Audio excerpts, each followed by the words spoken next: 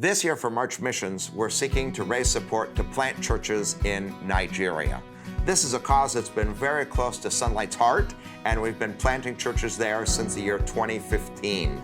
The genesis of our planting churches in Nigeria stems from the fact that my wife Andrea and I were missionaries in Nigeria before coming to Sunlight. And while we were there, we made a lot of wonderful contacts and friends that are a part of a movement called HECAN.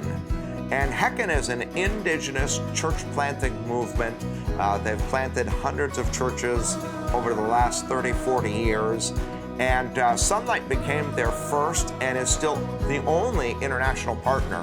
And we've been working with HECAN to plant churches all throughout the country.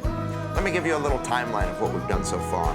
We started in the year 2015 and we planted in Benin City. And then the following year, we planted in the city of Lafayette. Both of these churches started, have become established, and are thriving. We went on in the following years to plant in Sabongeri den Auta, and then in Congolou. And then in the year 2019, we planted in Gamfu, which is in Taraba State. We've also planted in Kwara State, in a place called Sabongeri.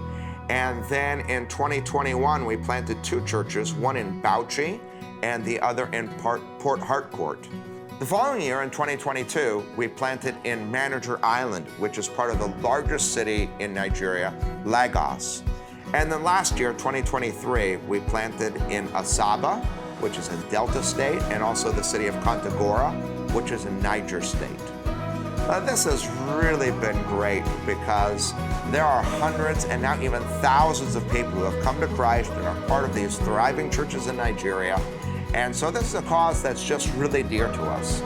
This year, not only are we going to continue to support our most recent church plants in Manager Island in the city of Lagos, in Asaba, in Delta State, and Kontagora, but we're also seeking to plant a brand new church in the capital city of Abuja.